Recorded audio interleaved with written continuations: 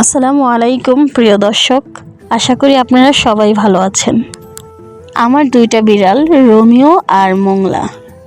আপনারা জানেন, যারা আগে থেকে আমার ভিডিওগুলো দেখে আসছেন, কিছুদিন আগে আমি মোংলাকে হারিয়ে ফেলেছিলাম।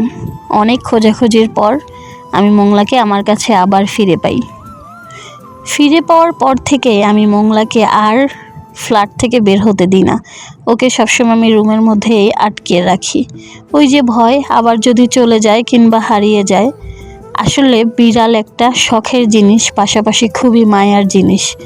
এই তো আমার বিড়ালের বাচ্চা দুইটা যদি খাওয়া দাওয়া ভালো মতো খায়, সুস্থ থাকে, আমার খুবই ভালো লাগে। শুধু আমার না, আমার ফ্যামিলির সবার ভালো লাগে। আর ওরা যদি একটু মন খারাপ কিংবা অসুস্থ হয়, না খেয়ে থাকে, সবাই একটু আপসেট থাকে। আবার এই মানুষগুলোর ভিড়ে এমনও মানুষ আছে যারা এই বোবা প্রাণীগুলোকে সহ্য করতে পারে না, কিন্তু খোঁচা মারা কথা বলায় তারা আবার ফার্স্ট থাকে। বিড়ালকে এত আহ্লাদ দেখানোর কি আছে? ওদের আবার ডাক্তারের কাছে নিয়ে যাইতে হয়, ওদের জন্য আবার আলাদা কিসের খাবার? রাস্তার বিলাইগুলো কিভাবে থাকে? আসলে এসব কথা শুনলে খুবই একটু হার্ড লাগে, খারাপ লাগে, কিন্তু আবার পরক্ষণে এড়িয়ে যাই, কারণ মানুষ দেখতে সবাই তো আর প্রকৃত মানুষ হয় না। তো আজকে সুমাইয়াকে নিয়ে এবং আমার বিড়াল ছানা দুইটাকে নিয়ে নবীনগর স্মৃতিসৌধে আসি।